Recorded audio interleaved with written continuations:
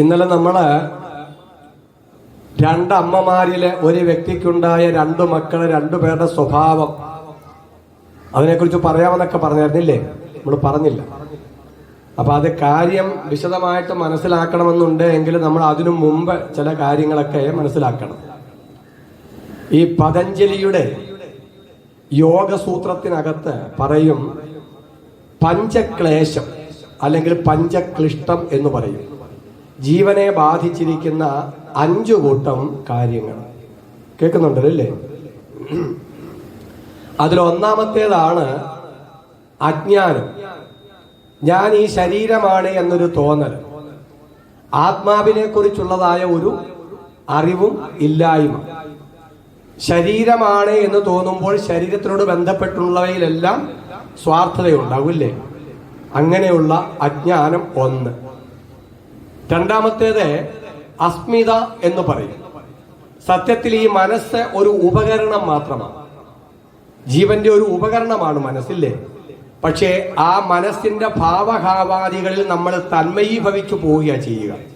മനസ്സ് എന്ത് രചിക്കുന്നോ നമ്മൾ അതുമായിട്ട് അങ്ങ് തന്മയീഭവിച്ചു പോകുന്നു ഇല്ലേ?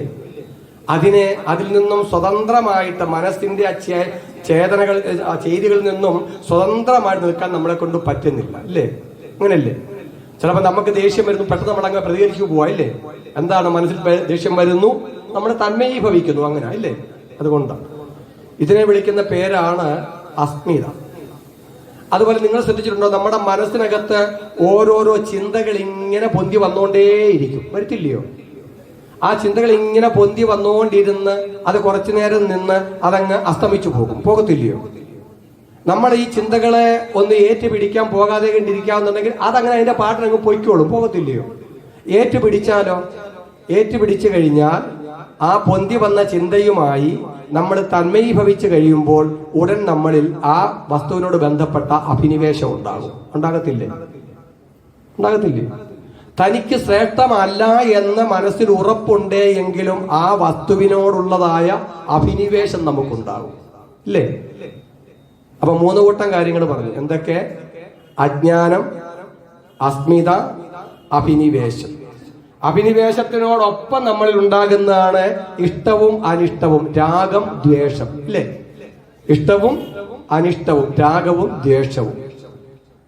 അപ്പോൾ അജ്ഞാനം, അസ്മിത, അഭിനിവേശം, രാഗം, ദ്വേഷം, ഈ 5 ജീവനെ ബാധിച്ചിരിക്കുന്ന ക്ലേശങ്ങൾ. മനസ്സിനെ ഈ 5 നിന്നും മോചിപ്പിച്ചെടുക്കുക ജീവനെ എന്നുള്ളതാണ് എന്ത്? യോഗ സമ്പ്രദായം. കേൾക്കുന്നുണ്ടല്ലോ? ഇത്രയും കാര്യം പിടികിട്ടില്ലല്ലേ? ഇനി ഞാൻ ഉപനിഷത്തിലെ ഒരു ശ്ലോകം നിങ്ങളോട് പറയാം. ദ്വാ സുവർണ സയുജ സഖായ സമാനം വൃക്ഷം പരിഷസ്വജാതേ തയോരന്യ പിപ്പലം സ്വാദ്യത്യനസ്തന്യോ അഭിജാകശീതി. പിന്നെ ഉണ്ടെന്നും കൂടെ. ഇതിന്റെ സാരം ഇത്രയേ ഉള്ളൂ. ഒരു വൃക്ഷത്തിനകത്ത് 2 പക്ഷികൾ ഇരിക്കുന്നു എന്ന് വിചാരിക്കുക. എന്നതുപോലെ നമ്മളുടെ ഈ ശരീരമാകുന്ന വൃക്ഷത്തിൽ ജീവാത്മാവും പരമാത്മാവും 2 പക്ഷികളെ പോലെ ഉണ്ട്.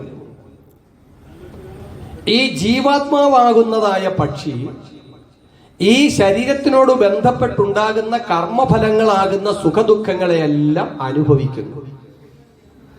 എന്നാൽ പരമാത്മാവാകുന്ന പക്ഷി ഇതിനെല്ലാം സാക്ഷിയായി മാത്രം അതിനെ നോക്കിക്കണ്ടിരിക്കുന്നു. പറഞ്ഞു മനസ്സിലായോ? പരമാത്മാവ്, ഈശ്വരൻ ഈ ജീവന്റെ എല്ലാ ചെയ്തികൾക്കും സാക്ഷിയായി മാത്രം ഇരിക്കുന്നു. എന്നിട്ട് ഈ ജീവൻ ആരെങ്കിലും സജ്ജനങ്ങളിൽ നിന്നും ഇങ്ങനെ ശാസ്ത്ര കാര്യങ്ങളെല്ലാം കേട്ട് അവൻ ആ സാക്ഷിയെ സാക്ഷാത്കരിക്കാൻ വേണ്ടിയുള്ള പ്രയത്നം തുടങ്ങും. സാക്ഷിയായിരിക്കുന്ന ഈശ്വരനെ സാക്ഷാത്കരിക്കാൻ വേണ്ടിയുള്ള പ്രയത്നം തുടങ്ങും. അങ്ങനെ പ്രയത്നിച്ച് അവന്റെ അടുത്തെത്തും, പരാജയപ്പെട്ടു പോകും, പിന്നെയും പ്രയത്നിക്കും. അങ്ങനെ പല പ്രാവശ്യത്തെ പ്രയത്നത്തിൽ കൂടി ആ സാക്ഷിയായിരിക്കുന്ന പക്ഷിയുടെ അടുത്തു ചെന്ന് കഴിയുമ്പോൾ ഈ മറ്റേ പക്ഷിക്ക് മനസ്സിലാകുന്നു അതിൻ്റെ ഒരു പ്രതിബിംബം മാത്രമാണ് ഞാൻ എന്ന്. യഥാർത്ഥ പക്ഷി അതാണ്, അതിൻ്റെ ഒരു പ്രതിബിംബ പക്ഷി മാത്രമാണ് ഞാൻ എന്ന് ജീവാത്മാവാകുന്ന പക്ഷിക്ക് ബോധ്യമാകുന്നു. പറഞ്ഞ് മനസ്സിലായോ?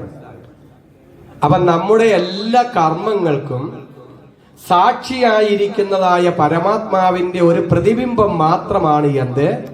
ജീവാത്മാവ് എന്ന് പറയുന്നത്. പ്രതിബിംബിക്കണമെന്നുണ്ട് എങ്കിൽ അതിനൊരു വസ്തു വേണ്ടേ? ഒരു വസ്തുവില്ലാണ്ട് ബിംബിക്കാൻ പറ്റുമോ? പ്രതിബിംബിക്കുക എന്ന് പറഞ്ഞാൽ കണ്ണാടിയിൽ പ്രതിബിംബം കാണുന്നത് പോലെയാണ് എന്ന് വിചാരിക്കരുത്. അതാണ് ഞാൻ എപ്പോഴും പറഞ്ഞത്, അവിദ്യ എന്ന് പറയുന്നതായ ആ പ്രകൃതി ഗുണത്തിനകത്ത് പെട്ടുപോയത്, അതിനെയാണ് പ്രതിബിംബം എന്നോട് വിശേഷിപ്പിക്കുന്നത് കേട്ടോ. അതിനകത്ത് പെട്ടുപോയ ആ സാക്ഷി ചൈതന്യം തന്നെയാണെന്ന് ജീവാത്മാവ് എന്ന് മനസ്സിലാവും. അതുകൊണ്ട് ആധ്യാത്മിക സാധനയിൽ ഈ സാക്ഷിയായി നിൽക്കുന്ന ഈ ബോധത്തെ, ഈ സാക്ഷിയെ സാക്ഷാത്കരിക്കുക എന്നുള്ളതാണ് ആധ്യാത്മിക സാധന. അതിൽ കൂടി മാത്രമേ നേരത്തെ പറഞ്ഞ ഈ പഞ്ചക്ലേശങ്ങൾ, യോഗശാസ്ത്രത്തിൽ പറഞ്ഞ പഞ്ചക്ലേശങ്ങളിൽ നിന്നും നമുക്ക് മുക്തി ഉണ്ടാകത്തുള്ളൂ. ഞാൻ പറയുന്നത് ശ്രദ്ധിച്ച് കേൾക്കുന്നുണ്ടോ? കഥ കേൾക്കുന്ന ലാഘവ ബുദ്ധിയോടൊന്നും മനസ്സിലാക്കാൻ പറ്റില്ല, പക്ഷെ കേൾക്കേണ്ടത് ഇതാ. മനസ്സിലായല്ലോ അല്ലേ? അപ്പോഴേ ഈ സാക്ഷിയെ നമുക്ക് എങ്ങനെ സാക്ഷാത്കരിക്കാൻ പറ്റും? അതിന് തുടക്കത്തിൽ ആചാര്യന്മാര് പറയുന്നത്, തടസ്സമായി നിൽക്കുന്നത് നമ്മുടെ മനസ്സാണല്ലോ. അതുകൊണ്ട് ആ മനസ്സിന്റെ ചെയ്തികൾക്ക് നമ്മളൊരു സാക്ഷിയായി നിൽക്കുക. ആദ്യമേ നിങ്ങൾ എപ്പോഴെങ്കിലും കണ്ണടച്ച് നമ്മുടെ ഉള്ളിനെ ഒന്ന് ശ്രദ്ധിച്ചു നോക്കിയിട്ടുണ്ടോ? ഇല്ലെങ്കിൽ ഇന്ന് കണ്ണടച്ച് ചെയ്യണം കേട്ടോ. വീട്ടിൽ പോയിട്ട് ഇങ്ങനെ കണ്ണടച്ച് കുറച്ചു നേരം നമ്മുടെ ഉള്ളിലേക്ക് ഇങ്ങനെ നോക്കിയിരിക്കണം. അപ്പോൾ കാണാം ഓരോ രൂപം ഇങ്ങനെ പൊന്തി വരുന്നു, നിലനിൽക്കുന്നു, അത് ഉടനെ തന്നെ മറയുന്നു. അടുത്ത രൂപം പൊന്തി വരുന്നു, മറയുന്നു, അടുത്തത് പൊന്തി വരുന്നു, മറയുന്നു. ഇങ്ങനെ രൂപങ്ങൾ പൊന്തി വന്നു മറഞ്ഞുകൊണ്ടേയിരിക്കും. നമ്മൾ അതിനെ കേവലം ഒരു സാക്ഷിയെ പോലെ ഇങ്ങനെ നോക്കിയിരിക്കണം. കേൾക്കുന്നുണ്ടോ?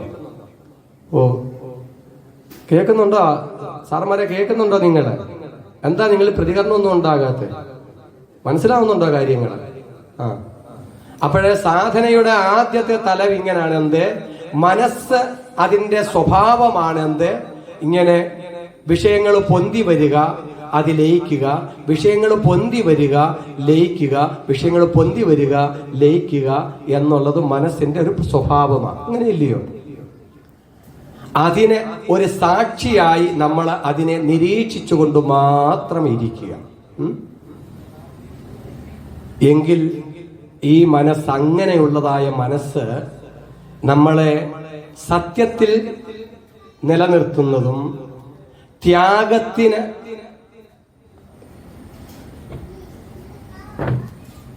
നമ്മളെ സജ്ജീകരണമാകുന്നതും ത്യജിക്കാനുള്ള കരുത്ത്, സത്യത്തിൽ അധിഷ്ഠിതമായി നിന്ന് ജീവിക്കാൻ ത്യജിക്കാനുള്ള കരുത്ത്, ഇതെല്ലാം നമുക്ക് തന്ന് ഈ മനസ്സ് നമ്മളെ അവസാനം നമ്മളെ സ്വേച്ഛാമൃത്യു തലം വരെ കൊണ്ടെത്തിക്കും. ഏതാണ്? സ്വേച്ഛാമൃത്യു തലം വരെ കൊണ്ടുവന്ന് എത്തിക്കും. ഏതു മനസ്സ്?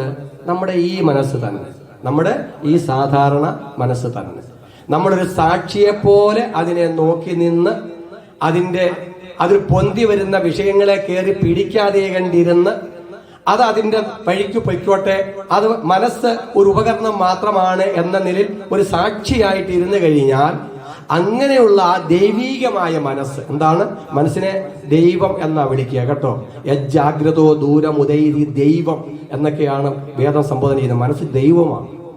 അതുകൊണ്ട് ആ ദൈവീകമായ മനസ്സ് നമ്മളെ സത്യനിഷ്ഠനാക്കും, നമ്മളെ ത്യാഗനിഷ്ഠനാക്കും, അതുപോലെ സ്വേച്ഛാമൃത്യു തലം വരെ കൊണ്ടുചെന്ന് എത്തിക്കുകയും ചെയ്യും. കേൾക്കുന്നുണ്ടല്ലോ? അപ്പം ഈ മനസ്സിന് ഞാനൊരു പേര് കൊടുക്കുകയാണ്, ഗംഗാദേവിയാകുന്ന മനസ്സ്. കേൾക്കുന്നോ നിങ്ങള്? ഈ മനസ്സിന് ഞാനൊരു പേര് കൊടുക്കുകയാണ്, ഗംഗാദേവി ആകുന്ന മനസ്സ്. ഞാൻ നിങ്ങളോട് കഥ പറയാൻ വേണ്ടി വരുന്നതാണ്. കഥ നിങ്ങളോട് ഞാൻ പറയാം, പക്ഷെ കഥ ഉരുട്ടി വീങ്ങിയിട്ട് കാര്യമൊന്നുമില്ല. അതിന്റെ പൊരുൾ എന്താണെന്ന് മനസ്സിലാക്കണം, വേണ്ടേ? അപ്പൊ അതിനു വേണ്ടിയിട്ടാണ് പറയുന്നത്, ഇതാണ് ഗംഗാദേവിയാകുന്ന മനസ്സ്. കേട്ടോ?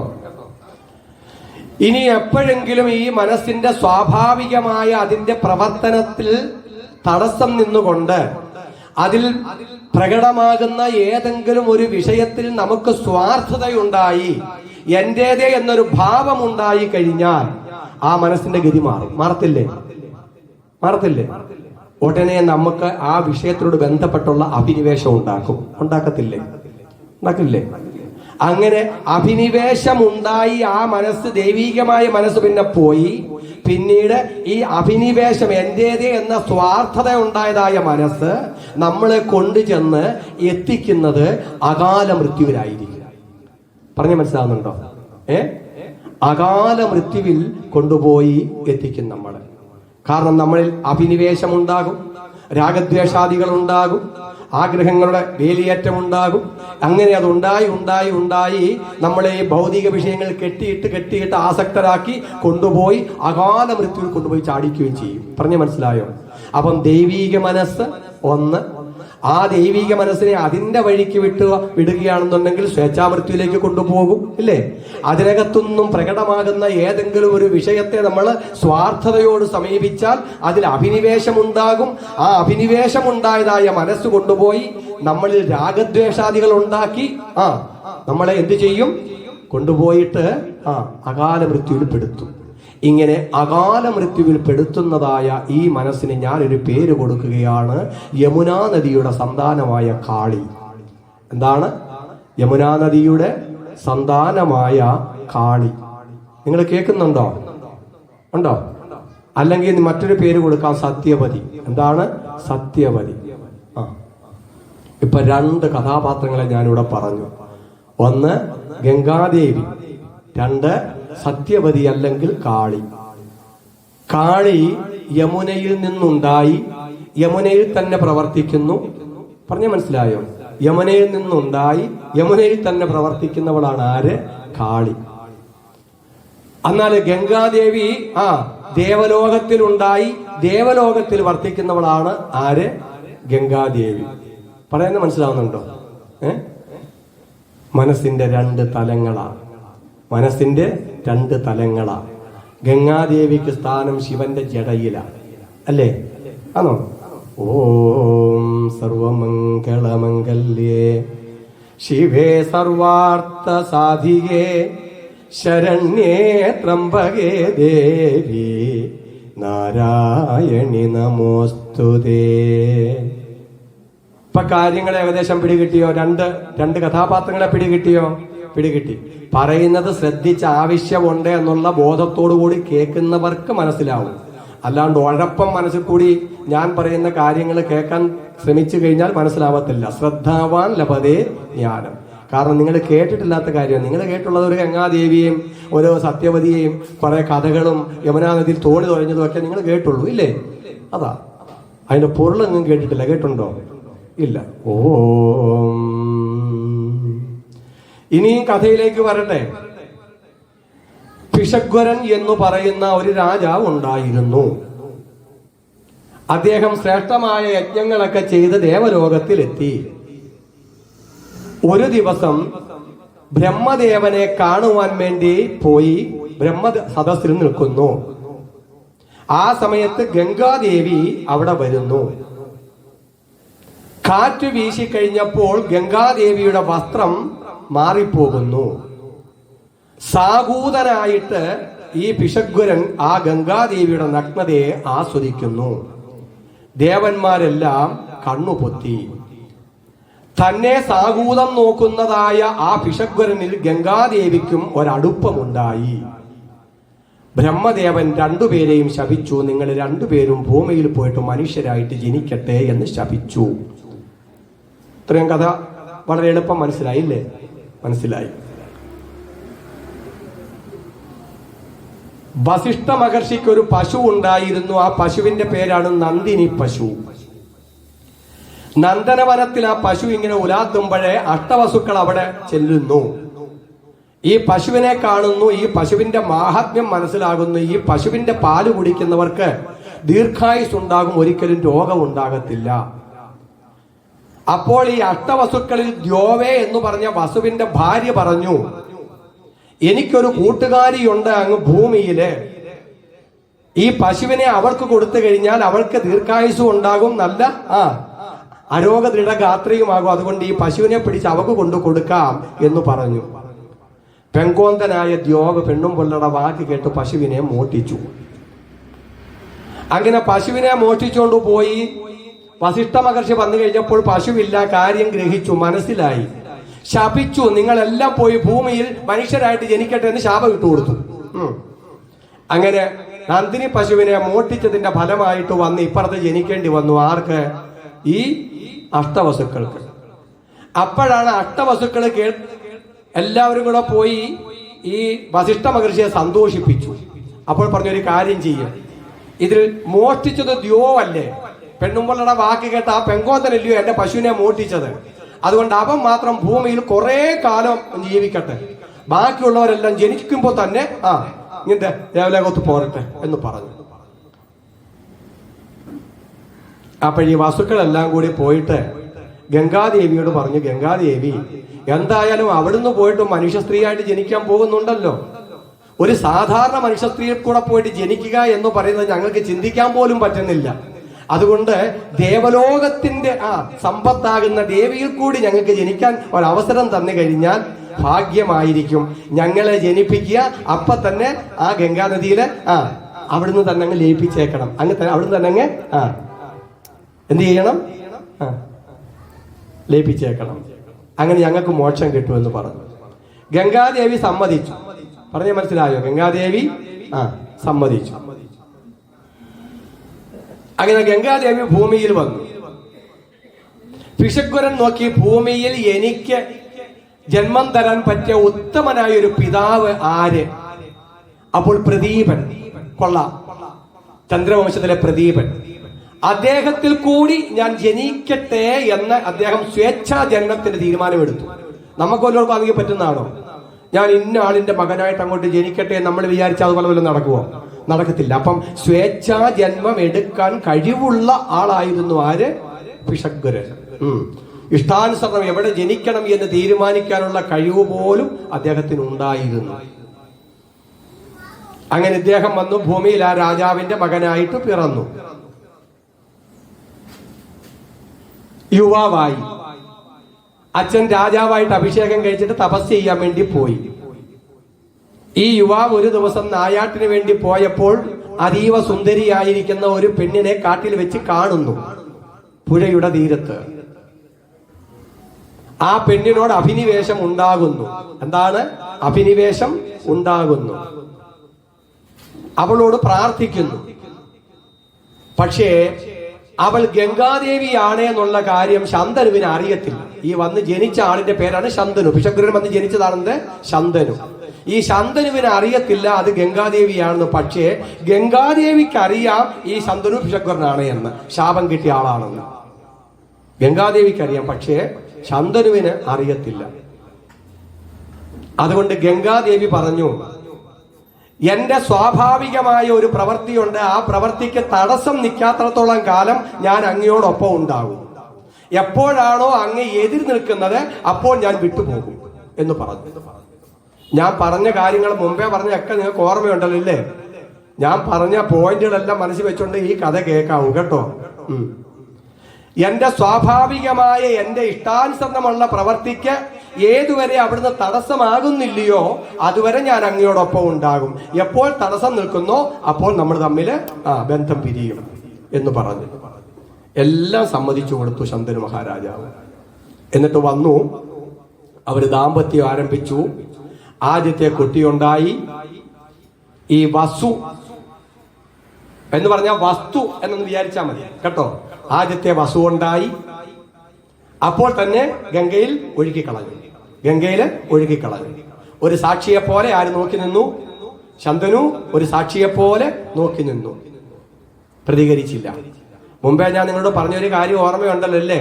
മനസ്സിന്റെ സ്വഭാവം വസ്തുക്കളെ പ്രകാശിപ്പിക്കുക, അതുപോലെ തന്നെ അതിനെ അങ്ങ് ലയിപ്പിക്കുക. ഏതുവരെ നമ്മൾ സാക്ഷിയായിട്ട് നോക്കിയിരിക്കുന്നുണ്ടോ ഒരു കുഴപ്പവുമില്ല, സ്വേച്ഛാമൃത്യു വരെ കൊണ്ട് എത്തിക്കുക ദൈവിക മനസ്സെന്ന് പറഞ്ഞ് ഓർമ്മയുണ്ടല്ലോ അല്ലേ? പറഞ്ഞത് ഓർമ്മയുണ്ടോ? അത് മനസ്സിൽ വെക്കാതെ ഈ കഥ കേട്ട് കഴിഞ്ഞാൽ ചുമ്മാതെ കണ്ട് വല്ലതും തെറ്റിദ്ധരിച്ചു പോകത്തേ ഉള്ളൂ. ആശം പിടികിട്ടല്ലേ? അപ്പൊ രണ്ടാമത്തെ വസു ജനിച്ചു. ഒഴുകിക്കളഞ്ഞു. സാക്ഷിയെ പോലെ നോക്കിയിരുന്നു ആര്? ശന്തനു. പ്രതികരിച്ചില്ല. മൂന്നാമത്തേതും അതുപോലെ തന്നെ, ജനിച്ചു, ഒഴുകി, സാക്ഷിയായിട്ടിരുന്നു. ആര്? ശന്തനു. അങ്ങനെ 4, 5, 6, 7നും സാക്ഷിയായിട്ടിരുന്നു. 8ാമത്തെ സന്താനം ഉണ്ടായി കഴിഞ്ഞപ്പോൾ ശന്തനുവിൽ എന്റെ മകൻ എന്നുള്ള സ്വാർത്ഥതയുണ്ടായി. എന്താണ്? എന്റെ മകൻ എന്ന സ്വാർത്ഥതയുണ്ടായി. എന്നിട്ട് അതുവരെ ദേവി എന്ന് വിളിച്ചിരുന്ന വാക്കെല്ലാം മാറിയിട്ട് ദുഷ്ടേ, കുടലേ, ദ്രോഹി എന്നൊക്കെയുള്ള വാക്കുകളായി. പറഞ്ഞ മനസ്സിലായോ? എപ്പോഴാ? മനസ്സിന്റെ സ്വഭാവമേ മാറിപ്പോയി. എന്താണ്? മനസ്സിന്റെ സ്വഭാവമേ മാറിപ്പോയി. എന്റേതേ എന്നുള്ള സ്വാർത്ഥത വന്നോ മനസ്സിന്റെ സ്വഭാവം പോയി. പറഞ്ഞ മനസ്സിലായോ? ഗംഗാദേവി പറഞ്ഞു, കരാറ് തെറ്റിച്ചിരിക്കുന്നു, നമ്മൾ പോകുന്നു. നിങ്ങളോട് ഞാൻ പറഞ്ഞു, മനസ്സിന്റെ സ്വാഭാവികമായ പ്രവർത്തനമാണ് വസ്തുക്കളെ പ്രകാശിപ്പിക്കാൻ ഏൽപ്പിക്കുക. വസ്തുക്കളെ പ്രകാശിപ്പിക്കാൻ ഏൽപ്പിക്കുക. സാക്ഷിയെ പോലെ നോക്കിയിരുന്നോളുക. പറഞ്ഞ മനസ്സിലായോ? അതിനകത്ത് പൊന്തി വരുന്ന ഏതെങ്കിലും ഒരു വിഷയത്തിൽ സ്വാർത്ഥത തോന്നി അതിനെ കയറി പിടിക്കാൻ പോയി കഴിഞ്ഞാൽ അഭിനിവേശം ഉണ്ടാകും. ഉണ്ടായാൽ മനസ്സിന്റെ സ്വഭാവം മാറും. മാറത്തില്ലയോ? മാറത്തില്ലയോ? ദാ ഇവിടെ അഭിനിവേശമുണ്ടായി, സ്വാർത്ഥതയുണ്ടായി. എന്റെ മകൻ, എനിക്കിനി അനന്തരാവകാശിയായിട്ട് ആരുമില്ലല്ലോ എന്നുള്ള എന്റേതേ എന്ന തോന്നൽ അവിടെ ഉണ്ടായി, തടസ്സമുണ്ടായി. ഗംഗാദേവി പറഞ്ഞു, നമ്മുടെ കരാർ തെറ്റിയിരിക്കുന്നു, ഞാൻ പോവുകയാണ്. കേട്ടോ? അപ്പൊ പറഞ്ഞു, ഈ കുട്ടിയെ കൂടി ഞാൻ കൊണ്ടുപോകാം, എന്നിട്ട് അവനെ വലുതാക്കി താങ്കൾക്ക് തിരിച്ചു തരാം എന്ന് പറഞ്ഞു. അങ്ങനെ ഗംഗാദേവി പോയി. ആശയം വല്ലതും പിടി കിട്ടിയോ ചേട്ടാ? വല്ലതും പിടി കിട്ടിയോ? ഗംഗാദേവി ആരാന്ന് മനസ്സിലായോ? ദൈവികമായ മനസ്സ്, സാധനാ സമ്പത്തുള്ള മനസ്സിന്റെ പേരാണ്. എന്താണ്? സാധനാ സമ്പത്തുള്ള മനസ്സാണ്, ദൈവിക മനസ്സാണ് ഗംഗാദേവി. കേൾക്കുന്നുണ്ടോ? ഓം സർവമംഗളമംഗല്യേ ശിവേ സർവാർത്ഥ സാധികേ ശരണ്യേ ത്രംബകേ ദേവി നാരായണി നമോസ്തുതേ. കാലം കുറെ ഏറെ കഴിഞ്ഞു. ഒരു ദിവസം രാജാവ് നായാട്ടിന് വേണ്ടി പോയപ്പോൾ ഒരു പുഴയുടെ അടുത്ത് ചെന്നു. പുഴയിൽ വെള്ളം കാണാനില്ല. നോക്കിക്കഴിഞ്ഞപ്പോൾ മുകളിൽ ഒരു യുവാവ് നിന്നുകൊണ്ട് അസ്ത്രപ്രയോഗം കൊണ്ട് വെള്ളത്തെ തടുത്തു നിർത്തിയിരിക്കുകയാണ്. ഉടനെ രാജാവ് അടുത്തു ചെന്നു. ഇത്രയും കേമനായിരിക്കുന്ന ഈ ആയുധധാരി ആര്? സാധാരണക്കാരനല്ലല്ലോ. ഗംഗാദേവി പ്രത്യക്ഷപ്പെട്ടിട്ട് പറഞ്ഞു, അവിടുത്തെ പുത്രൻ തന്നെയാണ്, ഞാൻ അവിടത്തേക്ക് തരാൻ വേണ്ടി തന്നെ കൊണ്ടുവന്നതാണ്. യവന്റെ വിദ്യാഭ്യാസമെല്ലാം പൂർത്തിയായിരിക്കുന്നു. യവനെ ജയിക്കാൻ ആയുധ കലയിൽ ആരുമില്ല എന്തെല്ലാം പറഞ്ഞു. പുത്രനെ കൊടുത്തു. ഗംഗാദേവി പോയി. അപ്പോൾ ആ ഗംഗാദേവിയിൽ കൂടി ശന്തനുവിന് ശ്രേഷ്ഠനായ ഒരു പുത്രനെ കിട്ടി. ശ്രേഷ്ഠനായ, വീരനായ, തേജസ്വിയായ ഒരു പുത്രനെ കിട്ടി. കേൾക്കുന്നുണ്ടല്ലോ അല്ലേ? വീട്ടിൽ കൊണ്ടുവന്ന് വളർത്തി. അങ്ങനെ കുമാരൻ ഇങ്ങനെ വളർന്നു വരുന്നു, യുവാവൊക്കെയായി. ശന്തനു മഹാരാജാവ് ഒരു ദിവസം വീണ്ടും നായാട്ടിന് വേണ്ടി പോകുന്നു. ഒരു സുഗന്ധം, അതിന്റെ ഉറവിടം എവിടെയാണ് എന്ന് അന്വേഷിച്ചപ്പോൾ കാണാൻ കൊള്ളാവുന്ന ഒരു പെണ്ണ്. ആ പെണ്ണിനെ കണ്ടു കഴിഞ്ഞപ്പോൾ ഉടനെ ഉണ്ടായി അഭിനിവേശം. കേൾക്കുന്നുണ്ടല്ലോ അല്ലേ? എന്താണ് അഭിനിവേശം? ഉടനെ ഉണ്ടായി. അഭിനിവേശം ഉണ്ടായപ്പോൾ അവളെ സമീപിച്ചു. അവളോട് പ്രേമാഭ്യർത്ഥന നടത്തി. അവൾ പറഞ്ഞു, എന്റെ അച്ഛനെ സമീപിക്കുക, എന്റെ അച്ഛൻ അവിടുത്തേക്ക് എന്നെ തന്നു കഴിഞ്ഞാൽ എനിക്ക് അവിടുത്തെ സ്വീകരിക്കാൻ സമ്മതമാണ് എന്ന് പറഞ്ഞു. അവളുടെ പേരാണ് കാളി. എന്താണ്? അവളുടെ പേരാണ് കാളി. യമുനാ നദിയിൽ കിടന്ന ഒരു മത്സ്യത്തിൽ നിന്നും ഉണ്ടായതാണ് ഈ കാളി. കഥ നിങ്ങൾക്ക് അറിയാവുന്നതുകൊണ്ട് ഞാൻ പറഞ്ഞില്ല, കാരണം എല്ലാം കൂടെ പറയാൻ പറ്റില്ല, പിന്നെ പറയാം. യമുനാ നദിയിൽ കിടന്ന ഒരു മത്സ്യത്തിൽ നിന്നും ഉണ്ടായതാണ് ആര്? കാളി. പരാശരന് അവൾക്ക് മത്സ്യഗന്ധമായിരുന്നു ഉണ്ടായിരുന്നത്. പക്ഷേ പരാശരന്റെ അനുഗ്രഹത്താൽ അവള് കസ്തൂരി ഗന്ധിയായിട്ട് മാറി. അവളൊരു കുട്ടിക്ക് ജന്മം കൊടുത്തിട്ടുണ്ടായിരുന്നു. അതാണ് വേദവ്യാസ ഭഗവാൻ. അത് മാരോർക്ക് ആർക്കും അറിയത്തില്ല. ഈ സത്യവതിക്കും പരാശരനും മാത്രമേ അറിയത്തുള്ളൂ. അവളുടെ മറ്റൊരു പേരാണ് സത്യവതി, കാളി, മത്സ്യഗന്ധി എന്നുള്ള ഇതെല്ലാം, കസ്തൂരി ഗന്ധി എല്ലാം അവിടെ പര്യായങ്ങളാ. ആ കാളിയാകുന്ന പെണ്ണിനെയാണ് കണ്ടത്. ആരെ? യമുനാ നദിയിൽ നിന്നുണ്ടായി യമുനയിൽ തന്നെ വ്യവഹാരം ചെയ്യുന്നതായ കാളിയാകുന്നതായ പെണ്ണ്. കേട്ടല്ലോ അല്ലേ? അവൾ ഉണ്ടായതേ യമുനയിൽ നിന്ന് തന്നെയാണ്. യമുനയിലെ തോണി കടത്തുക എന്നുള്ള വ്യവഹാരമാണ് അവിടെ ചെയ്തുകൊണ്ടിരിക്കുന്നത്. അപ്പൊ ഉണ്ടായതും യമുനയിൽ, തോണി കടത്തുന്നതും യമുനയിൽ. അങ്ങനെ അവള് മത്സ്യത്തിന്റെ ഗന്ധത്തോടു കൂടിയവളായിരുന്നു. ഇപ്പോൾ കസ്തൂരി ഗന്ധിയ. ആയിക്കോട്ടെ, കൂടുതൽ വിശദീകരിക്കുന്നില്ല, പിന്നെ പറയാം. ഓം. അപ്പൊ അങ്ങനെയുള്ള ആ കസ്തൂരി ഗന്ധിയെ കണ്ടു രാജാവ്. പ്രേമാഭ്യർത്ഥന നടത്തി. അവള് പറയുന്നു, അച്ഛനോട് പറയാൻ പറയുന്നു. അച്ഛനെ പോയി കാണുന്നു. അച്ഛൻ പറയുന്നു, മഹാഭാഗ്യമാണ് അവിടുത്തെ പോലുള്ള ഒരു മഹാചക്രവർത്തിക്ക് എന്റെ പുത്രിയെ കൊടുക്കാൻ തരാൻ സാധിക്കുക എന്ന് പറഞ്ഞാൽ എന്റെ പരമഭാഗ്യമല്ലേ. പക്ഷെ രാജാവെ, എനിക്കൊരു ആശങ്കയുണ്ട്. അവിടുത്തെ കാലം കഴിഞ്ഞാൽ എന്റെ മകളുടെ ഗതി എന്തായിരിക്കും? അവളുടെ പുത്രന്മാരുടെ ഗതി എന്തായിരിക്കും? അവൾക്ക് കൊട്ടാരത്തിൽ തന്നെ ജീവിക്കാൻ പറ്റുന്നുള്ളതിന് എന്താ ഉറപ്പുള്ളത്? അതുകൊണ്ട് ഞാനൊരു ചെറിയ അഭ്യർത്ഥന അങ്ങോട്ട് വെക്കുക. പറഞ്ഞു, യവളുടെ പുത്രന് രാജ്യാധികാരം കൊടുക്കണം.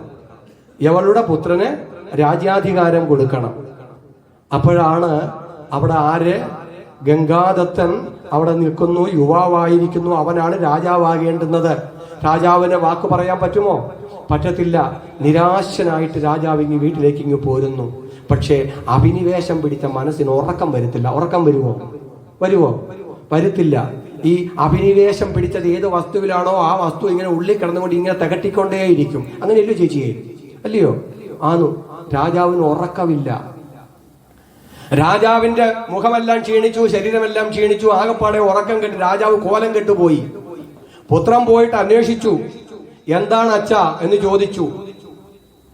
അപ്പോഴേ അച്ഛൻ പറയുക, മോനെ, നീ ഏറ്റവും ശ്രേഷ്ഠനായ യോദ്ധാവാണ്, നല്ല കരുത്തനാണ്, ഉത്തമനായ പുത്രനാണ് എന്നൊക്കെ എനിക്കറിയാം. പക്ഷെ എന്നാലും നീ ഒറ്റ മകനെ എനിക്കുള്ളല്ലോ. കാലത്തിന്റെ ഗതിയിൽ നീ ഇല്ലാതായി കഴിഞ്ഞാൽ ഞാൻ എന്തു ചെയ്യും എന്ന തോന്നലാണ് എന്നെ ഭരിക്കുന്നത്. അല്ലാണ്ട് ആ പെണ്ണാന്ന പറയാൻ തന്തയ്ക്ക് പറ്റുന്നില്ല. പറഞ്ഞേ മനസ്സിലായോ? അതുകൊണ്ട് പറഞ്ഞതാണ്. ആശം പിടി കിട്ടിയോ? അതുകൊണ്ട് പറഞ്ഞാണ് എന്ത്, നീ എനിക്ക് ഒറ്റ മകനാണ്, കാലത്തിന്റെ ഗതിയിൽ നീ ഇല്ലാതെ കണ്ടായി കഴിഞ്ഞാൽ എനിക്ക് പിന്നെ ആരാണ് എന്ന വ്യഥയായി എന്നെ അലട്ടുന്നത് എന്ന്. ഒന്നുമില്ല, ചെറുപ്പക്കാരൻ ചൊല്ലിയോ, കാര്യം പിടി കിട്ടി. അച്ഛന് തെളിച്ച് പറയാൻ പറ്റാത്തതാണ് എന്ന് മനസ്സിലായി. ചുരുക്കി പറഞ്ഞാൽ അച്ഛൻ ഇനി ഒരു സന്താനം കൂടെ വേണം. അതൊക്കെ തന്നെയാണ് അച്ഛന്റെ ആഗ്രഹം. അപ്പൊ അതിന്റെ പെണ്ണുണ്ടെങ്കിലേ മതിയാകത്തുള്ളൂ എന്നുള്ള ചെറുപ്പക്കാരനെ ചെറുക്കൻ മനസ്സിലായി. പറഞ്ഞു മനസ്സിലായോ? അച്ഛൻ നേരിട്ട് പറയാത്തതാണ് എന്ന്. അപ്പൊ അതുകൊണ്ട് മന്ത്രിമാരോടൊക്കെ കാര്യം അന്വേഷിച്ചു.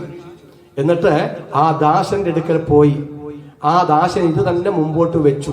അപ്പോൾ പറഞ്ഞു, ഞാനിതാ ഉറപ്പു പറയുന്നു, രാജ്യാധികാരം ഞാൻ ഏൽക്കത്തില്ല. അവിടുത്തെ പുത്രിയിൽ ഉണ്ടാകുന്നവന് മാത്രം, ആ പുത്രന് തന്നെ ഞാൻ രാജ്യാധികാരം കൊടുക്കാം. അവൻ എന്തു പറയുന്നു അവനെ അനുസരിച്ചുകൊണ്ട് ഞാൻ ജീവിച്ചോളാം. അവന് വേണ്ടി, അവന് കാവലായിട്ട് ഞാൻ ജീവിച്ചോളാം എന്ന് വാക്ക് കൊടുത്തു. അപ്പൊ പറഞ്ഞ സംഭവം ശരിയാ, അവിടുന്ന് അങ്ങനെയൊക്കെ ജീവിച്ചോളാം എന്ന് വാക്ക് തരും.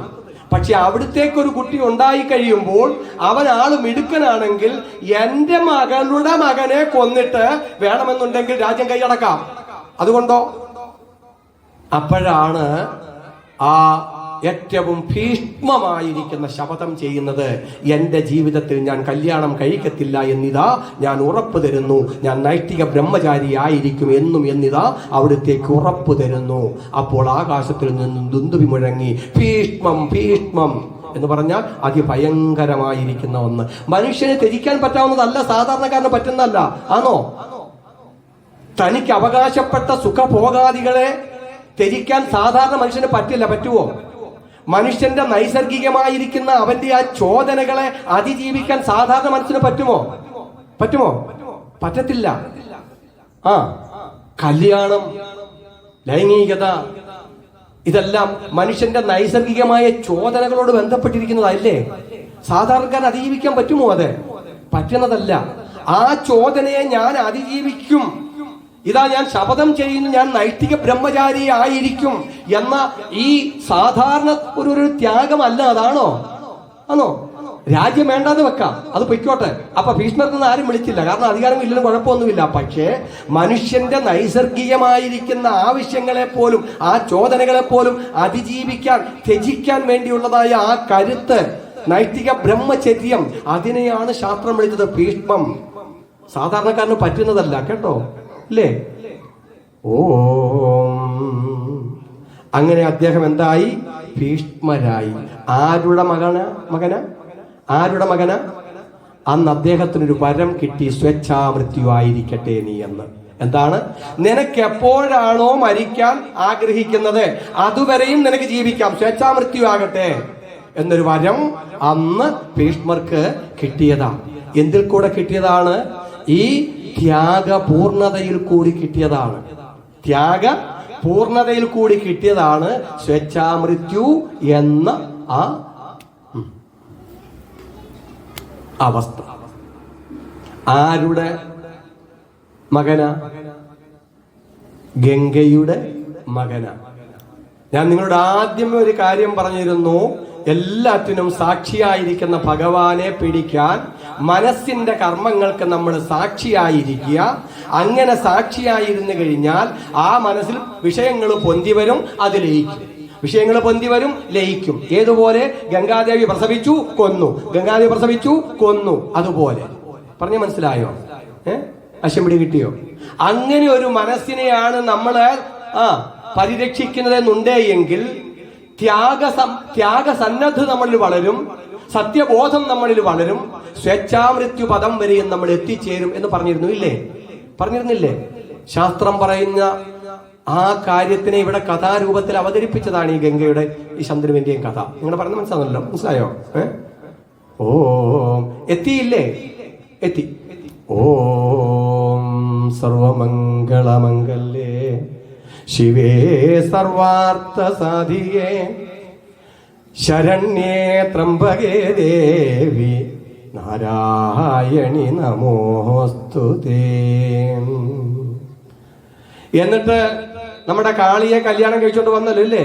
കാളിപ്പെണ്ണ് യമുനയിലുണ്ടായി, യമുനയിൽ തന്നെ വ്യവഹാരം ചെയ്യുന്നതായ കാളിപ്പെണ്ണ് കണ്ടീഷണൽ ആണ്. അവളുടെ അച്ഛനോട് ചോദിച്ച എന്താണ്? എപ്പോഴും ആസക്തിയെ നിലനിർത്താൻ പറ്റാവുന്നതായ രാജ്യവും അധികാരവും എല്ലാം തന്റേതായി നിലനിർത്തണം എന്നെപ്പോഴും ആഗ്രഹിക്കുന്നതായ ഒരു മനസ്സല്ലയോ? രാജ്യവും അധികാരവും എല്ലാ സുഖഭോഗാദികളും എപ്പോഴും തന്റേതായി നിൽക്കണമെന്ന് ആഗ്രഹിപ്പിക്കുന്ന ഒരു മനസ്സ് അല്ലേ? ആ മനസ്സിനെ കൊണ്ടുവന്നു ഇവിടെ കാളിയായിട്ട്, ഇവിടെ കൊണ്ടുവന്നു ഭാര്യയായിട്ട്. പറഞ്ഞ മനസ്സിലായില്ലേ? ആ മനസ്സാകുന്നതായ കാളിയിൽ കൂടി 2 സന്താനങ്ങൾ ഉണ്ടായി, ചിത്രാംഗതനും വിചിത്രവീര്യനും. എന്താണ്? ചിത്രാംഗതനും വിചിത്രവീര്യനും. ചിത്രാംഗതനെ ഒരു ഗന്ധർവൻ കൊന്നു. പിന്നീട് വിചിത്രവീര്യനാണുള്ളത്. വിചിത്രവീര്യൻ രാജാവായിരുന്നു, ഇതാ യുവാവായിരിക്കുന്നു. ഭീഷ്മപിതാമഹൻ കാശി രാജാവിന്റെ പുത്രിമാര് അംബ, അംബിക, അംബാലിക, അവരുടെ 3 പേരുടെയും സ്വയംവരം നടക്കുകയാണ്. ഒരു പെണ്ണിനെ അവളുടെ സൗകര്യമനുസരിച്ച് ഇഷ്ടപ്പെട്ട ഭർത്താവിനെ തെരഞ്ഞെടുക്കുവാനുള്ള അവസരമാണ് സ്വയംവരം. അവിടെ ചെന്നിട്ട് ആ പെണ്ണുങ്ങളുടെ മനസ്സെന്താണ് എന്ന് അറിയാതെ കണ്ട് തന്റെ കയ്യൂക്ക് കൊണ്ട് ആ 3 പെൺപിള്ളാരെയും പിടിച്ചു വലിച്ച് രഥത്തിൽ കയറ്റി മറ്റുള്ള രാജാക്കന്മാരെ യുദ്ധത്തിൽ തോൽപ്പിച്ച് ഇവിടെ കൊണ്ടുവന്ന് വിചിത്രവീരൻ ഇട്ടുകൊടുത്തു. കേൾക്കുന്നുണ്ടല്ലോ അല്ലേ? അതിലെ മൂത്ത പെണ്ണായ അംബ പറഞ്ഞു, ഭീഷ്മപിതാമഹ എന്നോട് ക്ഷമിക്കണം. ആ സ്വയംവരത്തിൽ വെച്ച് ഞാൻ ഒരു പുരുഷനെ മനസ്സുകൊണ്ട് വരിച്ചുപോയി. പേര് ഞാൻ ഓർക്കുന്നില്ല, എന്തെങ്കിലും ആയിക്കോട്ടെ. മനസ്സുകൊണ്ട് ഞാൻ വരിച്ചുപോയി. അതുകൊണ്ട് ഇനി മറ്റൊരാളിനെ ഭർത്താവായിട്ട് സ്വീകരിക്കാൻ എനിക്ക് പറ്റില്ല എന്ന് പറഞ്ഞു. അന്നത്തെ നിയമപ്രകാരം ഇതൊക്കെ പറ്റുന്നതായിരിക്കാം. അതുകൊണ്ടായിരിക്കും മന്ത്രിമാരും ഒക്കെ ആയിട്ട് കൂടി ആലോചിച്ചു. ആര്? ഭീഷ്മപിതാമഹൻ. എന്നിട്ട് അവളെ സ്വതന്ത്രയാക്കി. അവള് മനസ്സുകൊണ്ട് വരിച്ചതായ പുരുഷന്റെ അടുക്കൽ ചെന്നു പറഞ്ഞു, ഞാൻ സ്വയംവരത്തിൽ വെച്ച് തന്നെ അവിടുത്തെ മനസ്സുകൊണ്ട് വരിച്ചതാണ്, അതുകൊണ്ട് എന്നെ സ്വീകരിക്കൂ. ഭീഷ്മപിതാമഹൻ ഇതാ എന്നെ സ്വതന്ത്രയാക്കിയിരിക്കുന്നു. അപ്പോൾ ആ പുരുഷൻ പറഞ്ഞു, അന്യൻ കട്ടോണ്ടുപോയ പെണ്ണിനെ ഞാൻ എടുക്കാറില്ല. എന്താണ്? അന്യൻ കട്ടോണ്ടുപോയ പെണ്ണിനെ ഞാൻ എടുക്കാറില്ല. അവൾ എത്ര കേണു പറഞ്ഞിട്ടും ഒരു ഫലവും ഉണ്ടായില്ല. തിരിച്ചവൾ ഇവിടെ വന്ന് ഭീഷ്മരോട് പറഞ്ഞു, നോക്ക്, അവിടുന്ന് എന്നെ സ്വീകരിക്കണം. അവിടുന്നാണ് എന്നെ ബലമായിട്ട് പിടിച്ചുകൊണ്ടു പോകുന്നത്.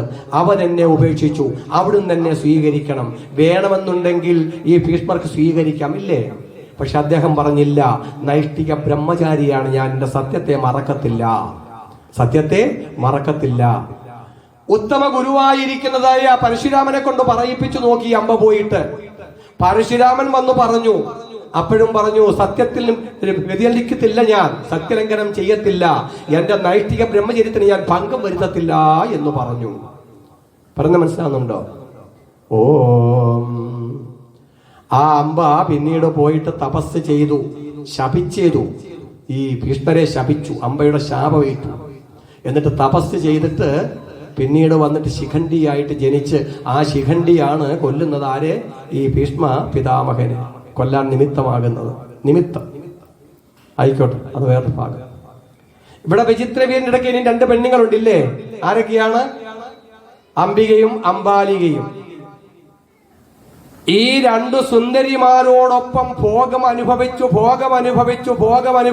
ക്ഷയരോഗിയായി മാറി. തന്റെ സ്വകർമ്മങ്ങളെ എല്ലാം മറന്ന് ഭോഗലാലസനായിട്ട് ജീവിച്ച് ക്ഷയരോഗം പിടിച്ച് അകാലത്തിൽ മരണം സംഭവിച്ചു പോയി. ആർക്ക്? ഈ വിചിത്രമായ വീര്യത്തോടു കൂടിയവന്, വിചിത്രമായ വീര്യത്തോടു കൂടിയ വിചിത്ര വീര്യൻ. കേൾക്കുന്നുണ്ടോ? അല്ലേ? ആരുടെ പുത്രനാ? കാളിന്തി എന്ന പെണ്ണിന്റെ പുത്രനാണ്.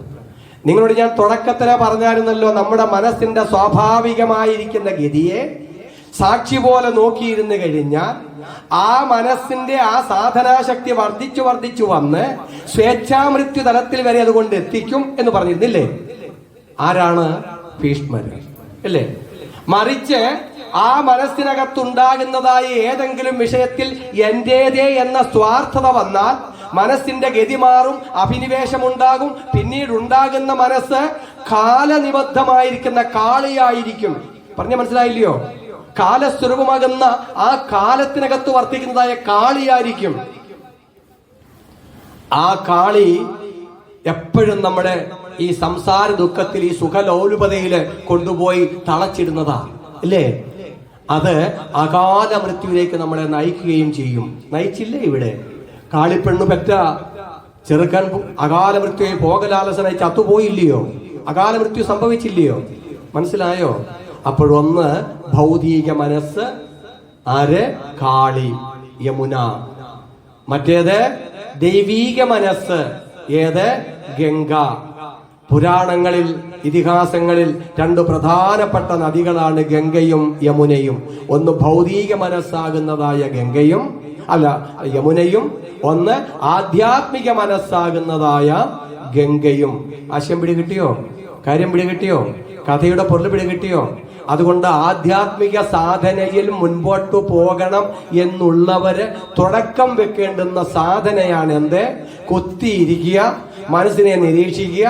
മനസ്സിങ്ങനെ പലതിനെയും പൊക്കിക്കൊണ്ടുവരും. അത് തന്നെ അങ്ങ് ലയിപ്പിച്ചോളും. ഒരു സാക്ഷിയെ പോലെ ഇരുന്നോളുക. പറഞ്ഞ മനസ്സിലായോ? സാക്ഷിയെ പോലെ ഇരുന്നോളുക. എത്ര സമയം സാക്ഷിയെ പോലെ അങ്ങനെ ഇരിക്കാൻ പറ്റുന്നുണ്ടോ അപ്പോൾ സാക്ഷിബോധം ഇങ്ങനെ തെളിഞ്ഞു വരും. എന്താണ്? സാക്ഷിബോധം തെളിഞ്ഞു വരും. എന്നിട്ട് ഇത് ഓർക്കുക, എന്തേ? ദ്വാസുപർണ സൈജാസകായ സമാനം വൃക്ഷം വർഷസ്വജാതി. ഈ വൃക്ഷത്തിനകത്ത് ജീവാത്മാവിന്റെ എല്ലാ കർമ്മങ്ങൾക്കും സാക്ഷിയായിരിക്കുന്നത് പരമാത്മാവാണ്.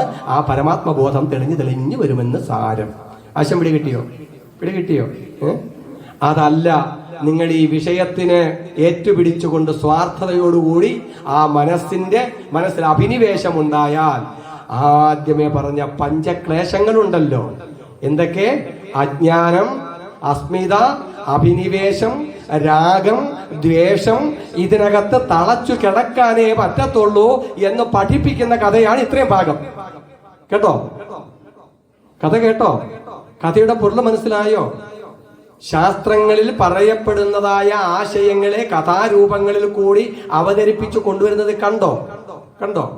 നമ്മളിവിടെ ഗംഗ, യമുന, സത്യവതി, സാവിത്രി എന്നൊക്കെ പറഞ്ഞുകൊണ്ട് കുറെ കഥാപാത്രങ്ങളെ ഉരുട്ടി വിഴുങ്ങിയതല്ലാതെ കണ്ട് ഇതിനകത്തു കൂടി പറയുന്നതിന്റെ പൊരുൾ എന്താണെന്ന് വല്ലതും മനസ്സിലാക്കിയോ ചേട്ടാ? വല്ലതും മനസ്സിലാക്കിക്കൊണ്ടാണോ നമ്മളിതൊക്കെ കേൾക്കുന്നേ? ആണോ? എന്റെ ഗുജറാത്തുകാരെ നിങ്ങൾ വല്ലതും മനസ്സിലാക്കിയോ? നിങ്ങൾ ഒരുപാട് സത്താവും നവാഹും ഒക്കെ അവിടെയും കേൾക്കാറുണ്ട്. ഇതുവരെ വല്ലതും മനസ്സിലാക്കാൻ പറ്റിയോ? വല്ലതും പറ്റിയോ? ഇല്ല. ഇതാ ഓം സർവമംഗളമംഗല്യേ ശിവേ സർവാർത്ഥ സാധികേ ശരണ്യേ ത്രംബകേ ദേവി നാരായണി നമോസ്തുതേ. വിചിത്രവീരനും കൂടി മരിച്ചു കഴിഞ്ഞപ്പോൾ സത്യവതി ആകപ്പാടെ അങ്കലാപ്പിലായി പോയി. രാജ്യാധികാരം ഇനി ആരെ ഏൽപ്പിക്കും? ഭീഷ്മപിതാമഹനെ വിളിച്ചിട്ട് പറഞ്ഞു, ഭീഷ്മരോട് പറഞ്ഞു, മോനെ നീ ഒരു കാര്യം ചെയ്യണം. നിന്റെ സഹോദരന്റെ ഭാര്യമാരിൽ നീ സന്താനോൽപാദനം നടത്തണം.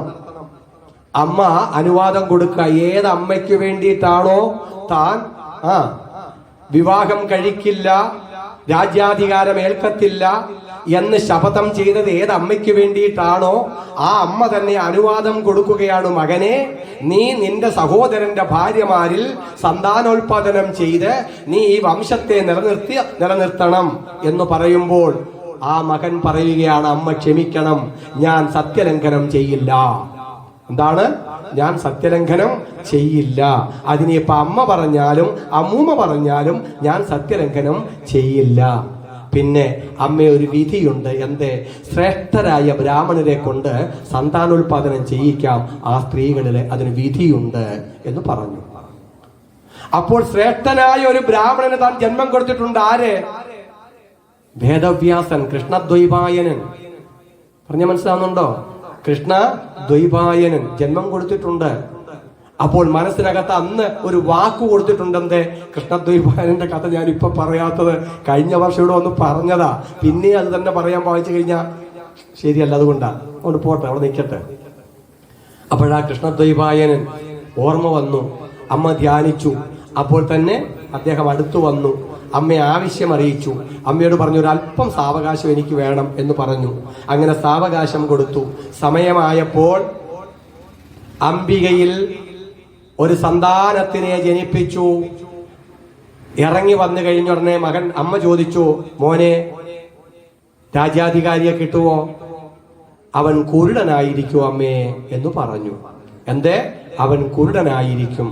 കാരണം ആ അംബിക എന്ന് പറഞ്ഞ പെണ്ണ് ഈ മഹർഷിയുടെ ചേതനയല്ല നോക്കിയത്, അങ്ങേരുടെ ആ രൂപം കണ്ട് അവക്ക് സഹിക്കാൻ പറ്റാണ്ട് കണ്ണുപൊത്തി കളഞ്ഞു.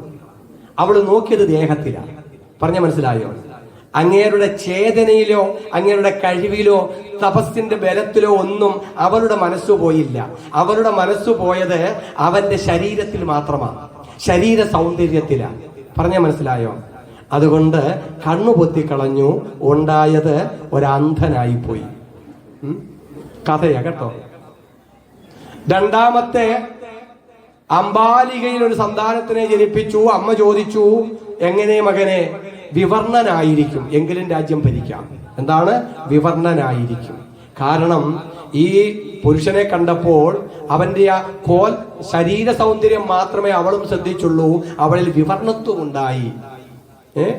പല ഭാവങ്ങളും മാറിമറിഞ്ഞു. അതുകൊണ്ട് അവളിലും ഉണ്ടായത് പാണ്ഡു. എന്ത്? വിവർണനായിരിക്കുന്ന പാണ്ഡു.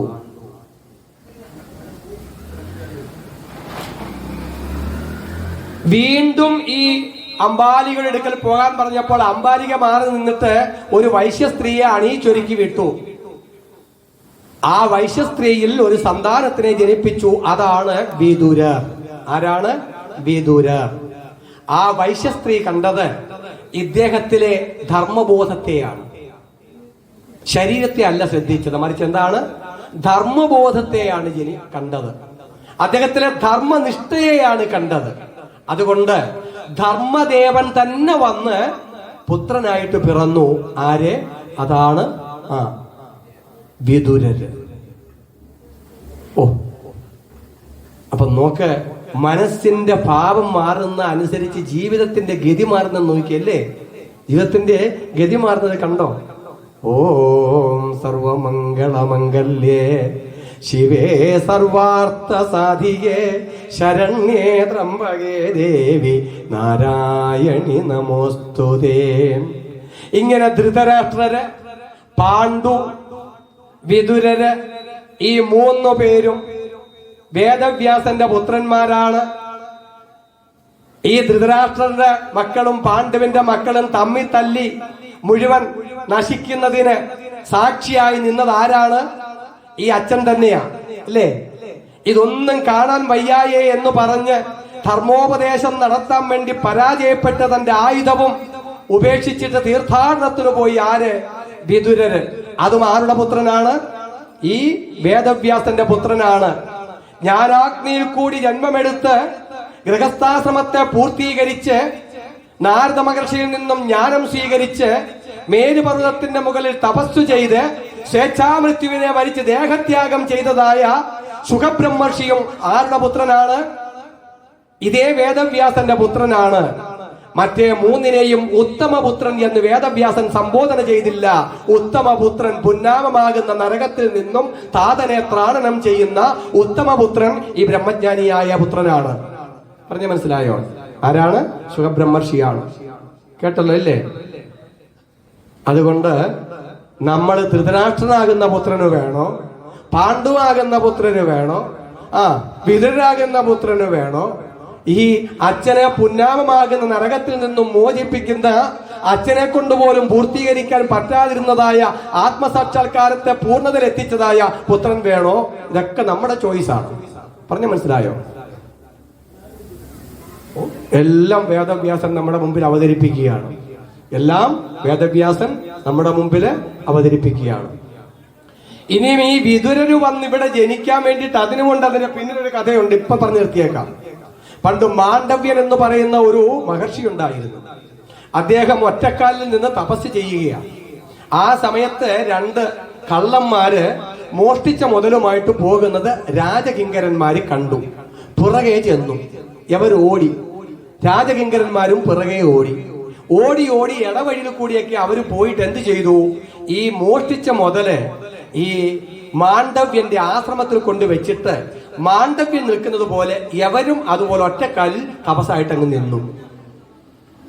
രാജകിങ്കരന്മാർ വന്ന് നോക്കിക്കഴിഞ്ഞപ്പോൾ ഇതിനകത്ത് ഏതാ കള്ളൻ എന്ന് തിരിച്ചറിയത്തില്ല. മൂന്നിനെയും പിടിച്ച് രാജാവിന്റെ മുമ്പിൽ കൊണ്ടുപോയിട്ട് ഹാജരാക്കി. രാജാവ് പറഞ്ഞു മൂന്നിനെയും ശൂലത്തിൽ കുത്തി നിർത്തിയേക്കാൻ പറഞ്ഞു. 3 പേരെയും ശൂലത്തിൽ കുത്തി നിർത്തി. കള്ളന്മാര് 2 പേരും നേരത്തെ ചത്തുപോയി. മാണ്ഡവ്യൻ മാത്രം ചത്തില്ല. അദ്ദേഹം ചാവാതെ കണ്ടങ്ങനെ കിടക്കുന്നത് കണ്ടപ്പോൾ എല്ലാവർക്കും പരിഭ്രമമായി. രാജാവിനെ വിവരമറിയിച്ചു. രാജാവ് വന്നു. ശൂലത്തിൽ നിന്നും അദ്ദേഹത്തെ മാറ്റി ശൂലം വലിച്ചൂരാൻ വേണ്ടി ശ്രമിക്കുമ്പോൾ ഊരിയെടുക്കാൻ പറ്റില്ല. അങ്ങനെ ശൂലം മുറിച്ചു. അങ്ങനെ മുറിച്ച് കുറെ ഭാഗം ശരീരത്തിന്റെ ഉള്ളിലായി പോയി. അങ്ങനെ ആ ശരീരത്തിന്റെ ഉള്ളിലായ ശൂലഭാഗം കൊണ്ട് അദ്ദേഹം ബാക്കി ജീവിതം ജീവിച്ചു. അങ്ങനൊരു പേര് കിട്ടി, അണിമാണ്ഡവ്യൻ. എന്താണ്? അണിമാണ്ഡവ്യൻ. അദ്ദേഹം ദേഹത്യാഗം ചെയ്ത് കഴിഞ്ഞിട്ട് അങ്ങ് ചെന്നു. നമ്മുടെ യമരാജാവിന്റെ പുരിയിൽ ചെന്നിട്ട് യമരാജാവിനോട് ചോദിച്ചു, ഒരു തെറ്റും ചെയ്യാത്ത എന്നെ ഇങ്ങനെ ശൂലത്തിൽ കുത്തി നിർത്തി പീഡിപ്പിക്കാൻ, വേദനിപ്പിക്കാൻ എന്തേ കാരണം എന്ന് ചോദിച്ചു. അപ്പോൾ പറഞ്ഞു, അവിടുന്ന് ചെറുപ്പത്തിൽ ഒരു പട്ടിയെ പിടിച്ച് അതിന്റെ പൃഷ്ഠത്തിൽ ഈർക്കിൽ കൂർമ്പിച്ച് കയറ്റി രസിച്ചിട്ടുണ്ട്. അന്ന് ആ പക്കി അനുഭവിച്ച വേദനയാണ് ഇവിടെ കടന്ന് താങ്കൾ അനുഭവിച്ചത് എന്ന് പറഞ്ഞു. ആശയം പിടികിട്ടിയോ അമ്മേ? അപ്പൊ ഒരു പക്കിയെ പോലും വേദനിപ്പിച്ചാൽ നാളെ ആ വേദന ആരാണെന്ന് പറഞ്ഞാലും അനുഭവിച്ചേ മതിയാകത്തുള്ളൂ എന്ന് സാരം. കേൾക്കുന്നുണ്ടോ? അപ്പോഴേ അണിമാണ്ഡവൻ ചോദിച്ചു, അന്ന് എനിക്ക് എത്ര വയസ്സ്? അപ്പോൾ വയസ്സ് പറഞ്ഞു, 12 വയസ്സുവരെ ബാലത്വമുണ്ട്. അതുകൊണ്ട് ചെയ്യുന്ന തെറ്റിനെ ഇത്രയും വലിയ കഠിനമായ ശിക്ഷ കൊടുക്കാൻ പാടില്ലല്ലോ, അങ്ങനല്ലേ വിധി. അപ്പോൾ ആർക്ക് തെറ്റിപ്പോയി കഠിനമായ ശിക്ഷ കൊടുത്തത്? അത് യമധർമ്മന് തെറ്റിപ്പോയി, ധർമ്മരാജാവിന് തെറ്റിപ്പോയി. അതുകൊണ്ട് തന്റെ ഉത്തരവാദിത്വം കൃത്യനിഷ്ഠയില്ലാതെ കണ്ട്, ശരിയായിട്ട് നോക്കാതെ കണ്ട് ചെയ്ത കാരണം മറ്റൊരാൾ വേദന അനുഭവിക്കാൻ നിമിത്തമായി. പറഞ്ഞ മനസ്സിലായോ? ഏതുപോലെ നമ്മുടെ സർക്കാർ ഉദ്യോഗസ്ഥന്മാര് ചെയ്യേണ്ടുന്നതായ ജോലി കൃത്യമായിട്ട് ചെയ്യാത്ത കാരണം കൊണ്ട് അവനൊക്കെ ശമ്പളം കൊടുക്കുന്ന പ്രജകളാകുന്ന നമ്മള് ദുരിതം അനുഭവിക്കേണ്ടി വരുന്നത് പോലെ. കേൾക്കുന്നുണ്ടോ? ഈ യമധർമ്മരാജാവ് കൃത്യനിർവഹണം ശരിയായിട്ട് ചെയ്യാത്ത കാരണം കൊണ്ട് അദ്ദേഹത്തിന് എന്തുണ്ടായി? വേദനിക്കേണ്ടി വന്നു. ശപിച്ചു, നീ പോയി 100 വർഷം മനുഷ്യനായിട്ട് ഭൂമിയിൽ കിടന്ന് അലയട്ടെന്ന്. അങ്ങനെ ധർമ്മദേവൻ വന്ന് പിറന്നതാണ് ആരായിട്ട്? ഈ വിതുര മഹാശയനായിട്ട്. ധർമ്മബോധം ശരിക്കുണ്ട്, ശരിയായിട്ട് ധർമ്മം ഉപദേശിക്കാൻ വേണ്ടി ശ്രമിച്ചു നോക്കി ഈ ഭീഷ്മരെയും കൗരവരെയും എല്ലാം. അവസാനം ഇദ്ദേഹത്തിന്റെ ആ വിതുരോപദേശം കേട്ട് കഴിഞ്ഞപ്പോഴ് ഈ ദുര്യോധനൻ പറഞ്ഞു, ഈ കിളവന് ചോറിങ്ങും കൂറങ്ങുവാ, ചുരുട്ടിക്കൂട്ടിയെടുത്ത് പുറത്താക്കിയേക്കാൻ പറഞ്ഞു. അങ്ങനെ ചുരുട്ടിക്കൂട്ടിയെടുത്ത് പുറത്താക്കി. അന്ന് വില്ലും അവിടെ ഉപേക്ഷിച്ചിട്ട് ഇനി ഞാൻ ഒന്നിനുമില്ലേ എന്ന് പറഞ്ഞ് തീർത്ഥാടനത്തിന് വേണ്ടി ഇറങ്ങിപ്പോയതാണ് ആര്? വിതുര മഹാശയൻ. കേൾക്കുന്നുണ്ടോ അല്ലേ? അപ്പൊ കർമ്മത്തിന്റെ ഗതി എങ്ങനെയൊക്കെയാണ് അമ്മയെ പോകുന്നത്, മനസ്സിന്റെ ഗതി എങ്ങനെയൊക്കെയാണ് അമ്മയെ പോകുന്നത് എന്നെല്ലാം നമ്മളെ പഠിപ്പിക്കുന്നതാണ് എന്ത്? ഈ ഇതിഹാസങ്ങളും പുരാണങ്ങളും എല്ലാം. ധർമാർത്ഥകാമ മോക്ഷാണാം ഉപദേശ സമന്വിതം പുരാവൃത്തം കഥായുക്തം ഇതിഹാസ പ്രചക്ഷതേ. മനസ്സിലായില്ലേ? അപ്പൊ ഗംഗാദേവിയെ മനസ്സിലായോ? കാളീദേവിയെ മനസ്സിലായോ? മനസ്സിലായില്ലേ? കർമ്മത്തിന്റെ ഗതി മനസ്സിലായോ? മനസ്സിലായി. ഇങ്ങനെയെല്ലാം മനസ്സിലാക്കിക്കൊള്ളുക. അവസാനം നമ്മുടെ ജീവനെ ബാധിച്ചിരിക്കുന്നതായ പഞ്ചക്ലേശങ്ങള്, അജ്ഞാനം, അസ്മിത, അഭിനിവേശം, രാഗം, ദ്വേഷം, ഇതിൽ നിന്നും മുക്തി ഉണ്ടാകുക. ജീവൻ പൂർണ്ണകാമനാകട്ടെ. എല്ലാവർക്കും എല്ലാവിധമായ അനുഗ്രഹാശിസുകളും ഭഗവതി അതിനുവേണ്ടി നൽകട്ടെ എന്ന് പ്രാർത്ഥിക്കുന്നു. ഹരിയും കായേന വാചാ മനസേന്ദ്രിയേർവ ബുദ്ധ്യാത്മനാവാ പ്രകൃതേ സ്വഭാവാത് കരോമി യദ്യത് സകലം പരസ്മൈ ലക്ഷ്മിനാരായണായേതി സർവം സമർപ്പയാമി. ഹരി ഓം തത്സത്. ഹരി ഓം തത്സത്. ഹരി ഓം തത്സത്. നാരായണീയത്തിന് നേരത്തെ സമയം തരികയാണ്. എല്ലാം ചൊല്ലി തീർത്തോണം കേട്ടോ. പിന്നെ സമയം കിട്ടില്ല എന്നൊന്നും പറയരുത്. ഹരി ഓം.